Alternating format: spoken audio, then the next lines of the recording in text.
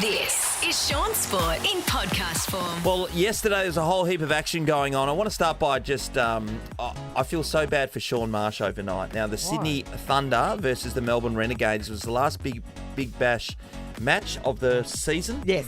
And Shaun was a dead retiring. rubber, It's his last game yeah. he was ever going to play. Wow. Well, the game got rained out. Over on the East Coast over this summer period, it has been horrendous. Yeah, horrendous weather. So if that was going to be your last game, can you say, okay, well, that didn't happen. Can I have the next game as my last Well, that's game? what I was thinking, though, Can too. you do that? So the Well, it's gonna be Renegades next have year. finished. Oh. So he'd have to go Well, back. can he go on and play on someone else's Or team? yeah, he could play like shield cricket or something, one more game of that, and that'd Yeah. be his last game. Yeah. Yeah, most definitely. Will But- anyone let him play? well, we would let him play the Perth Scorchers because we need someone. Shall we have a game then for him? I think so. He's been amazing, and when he first played for Australia in particular, he made a Test century debut. That was against Sri Amazing. Lanka. Incredible stuff. We know a lot about their family anyway, but he was a person. I didn't think that he got the opportunity to fulfil what he had to offer potential, because yeah. there was that period where the East Coast fans and people over there really were starting to hate on Shaun in particular. Well, the entire Marsh family, as it turns out. Yeah, they were. They They really thought they piled were in. getting more chances than other people, in the same position, which I don't think was true. No, I don't think it was true at Yeah. all. But we know how East Coast centric that Australian team was for so Yes. long, Yeah, and yeah. probably still is For now. sure.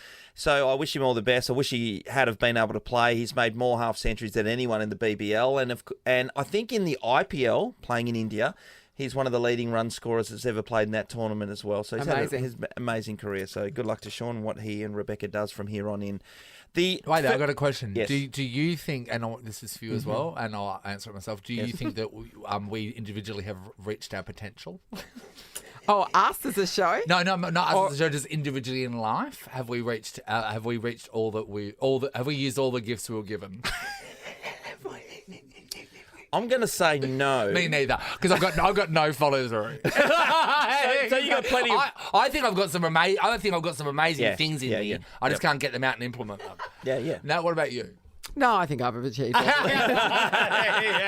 Oh, this is it, is it? This is the best. This This is the This best. is as good as it gets. Jesus. At least I know it. Shamar Joseph was the big star on day one of the first test between the West Indies and Australia yesterday. He was a debutant. He took Steve Smith's wicket, Marnus Labuschagne as well. He made 36 with the bat, so he's just playing golf shots there at some stage. Yeah. Because the West Indies were going to get rolled for about 80, but they made 188 Yeah. in fact. So that was good to watch because there was energy from the West Indies players. Yes, it's good to see them up and about. Yeah. But finally, if you were watching Channel 9 last night, you would have seen Novak Djokovic against Alexei Popyrin, Australia's Alexei Popyrin. And Novak ends up winning the match in 4 sets. And on the last couple of sets, it went pretty quickly. But Alexei had the biggest opportunities to take set 3 in particular. Yeah, right. He was up 5-4 and love 40, so only needed 1 point against Novak to take that set and be up 2 sets Must to be love. so bad to be that close and then I know. to watch Nathan- him claw back. Yes. But the other thing is there was the idiot in the crowd yelling out, and that seemed to fire Novak up, which got, because he was saying, come down, you come and say it to my face. can- kind of yeah, stuff. can And I- he seemed to that seemed to spur him on, which was probably against what the supporter was trying to do. Can But- I ask about idiots in the crowd? Have they become more? There's always been them, but have they become more vocal since? Yes. Who was it? The double. Yes. The double. What are they called? Well, The double, the case. double K. Oh, yeah. Kyrgios and because Kokkinakis. they were really. They brought a different crowd to the tennis. And they're sort of lingered now at different people's matches. knowing that they have to be quiet during points. It and sort of stuff. gave Now they're people yelling permission, out. didn't it? But they have changed the rules to allow people to move around, Yes. talk. But the and- yelling, but you the can't talk yelling brown out, eyes. the yelling That's out gotta change. during rallies and stuff. That's Yeah. because that was happening last night too. Yeah, but in modern sport, in any Yeah, I know. sport, I mean, But that means they can't hear lines people and that kind of thing, which is fairly important. Like in golf, Yeah, it doesn't matter, yeah. but in But it never In would. tennis it Say there are examples of it happening, but like as a general rule, it never really happened. And it's only I think until the double Ks, and now suddenly everyone's like, oh, okay, that looks fun. Let's go there and let's go scream. there and scream. Let's go there Tee off on everyone. and even like Scream the it so umpire is saying quiet, please, and then the people still just keep Well, yelling. they wait for everyone to quiet down so they can. They want to be the last one yeah. to say something Yeah. as Quiet, they're please. serving. You don't have to boss me, you dickhead. It's just not tennis. Nat, I don't think that was the difference in firing up Novak Yeah. in that circumstances. Alexei had the opportunity to hit some shots, Yeah. and he went for too big a shot and in open courts and just playing a normal one. He would have won that set and he would have made it into 4-5. With the sneaky. Well, he had open courts, Nathan. Instead of just trying to bash an absolute ball terror, he should have just popped it in and then the point was over. So he missed opportunities. But it goes to show you that you've got to perform at a constant level against the world's best players. They can stay at that level, and these guys are just in and out constantly. And Lexi had his opportunities last night. But we are on the bandwagon of Nathan Storm Hunter, who's through to the third round. Storm Hunter, the newest cast of RuPaul's Drag Race. And she's a real chance next opportunity too. I love the for name about 250. And this is further than she's ever gone in a Grand Slam. So WA girl, So her good parents work, Storm. being the No. That's her married name. Oh, that's her married name. Yeah, so what was she beforehand? Sanders, Do you know? Storm Sanders. That's it. Oh, when she met whoever he is, Hunter. You know what I mean? It's like, way there, or whatever, Mark Hunter. I'm marrying you because this is going to sound good. Jordan Usher, good morning. He's our Wildcat. Oh, How sex are you, symbol, mate? dreamboat. Good morning. All of it. Happy New Year, Ash. Yes, absolutely. Happy New Year to you guys. Hey, one of the funniest things that you've said on this show, which my mum and dad keep bringing up, is when you were talking about you didn't realise that Perth had such close proximity to the sun. Yeah. Because of how hot it was. How did you go the other hot day when we had the... Like Saturday. I think I went to the beach. I'm actually still You burnt went to from the it. beach? Yeah. I went to the beach and I stayed, and there was like a shark siren or something. That was my first time. So I stayed extra long because I was like, I'm going to see the shark. I didn't end up seeing it.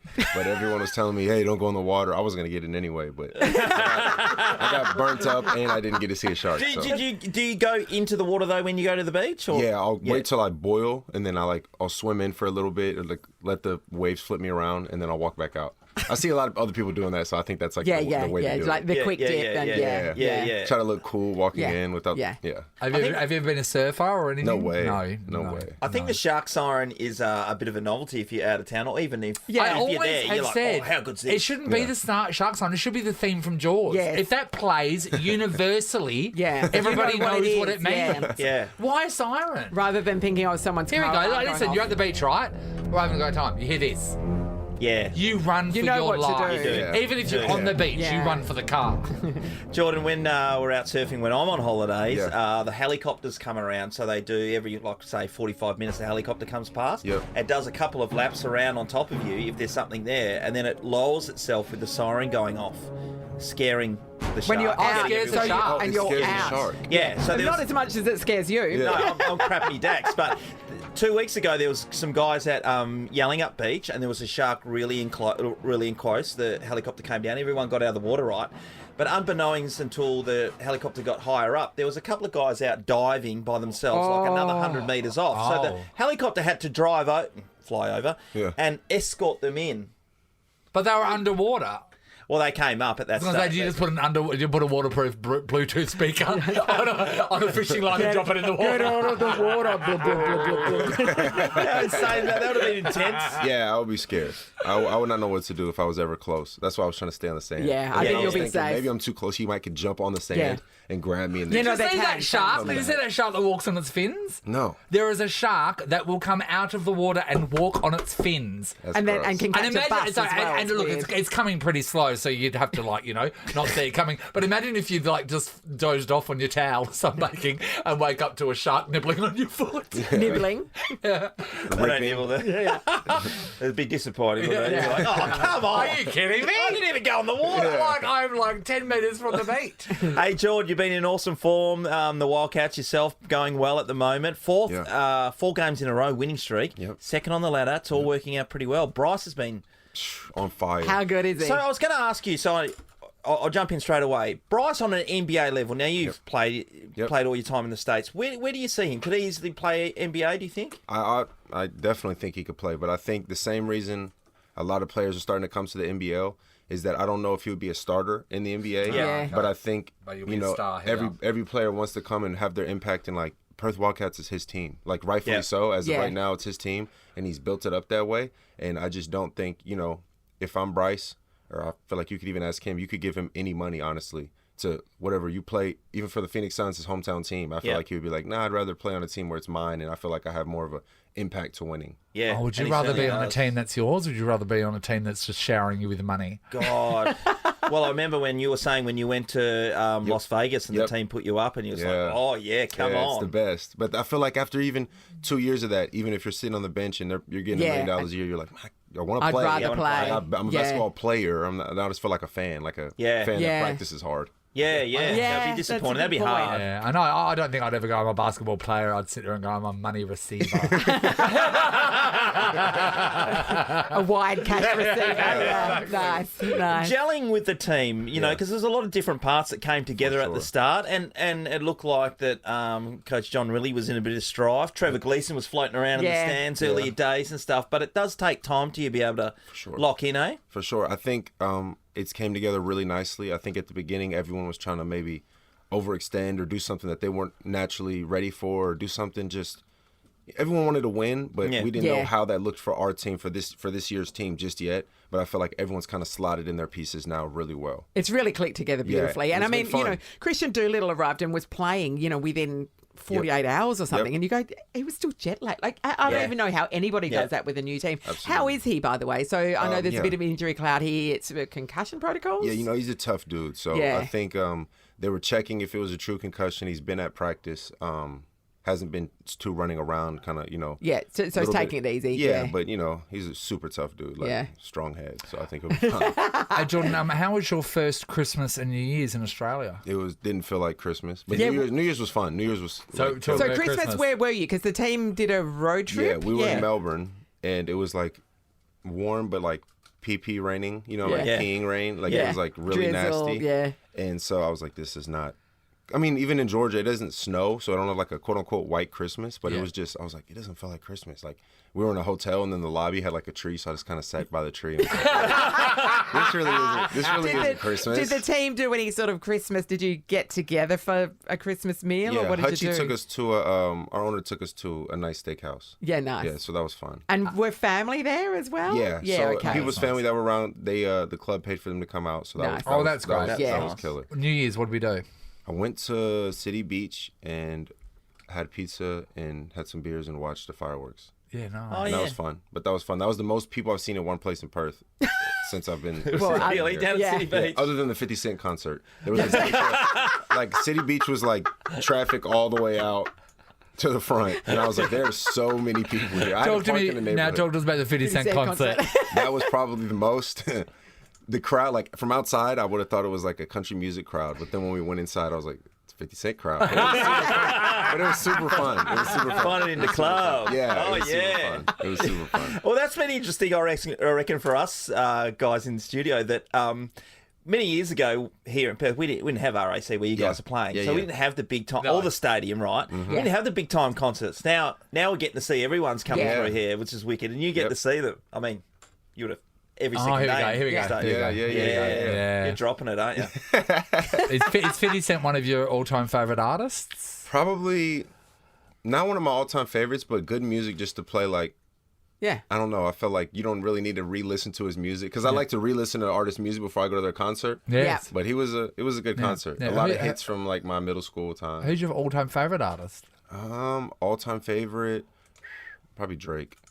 Everyone's loving Drake. Yeah, I like Drake a lot. Never really put Drake into the mix.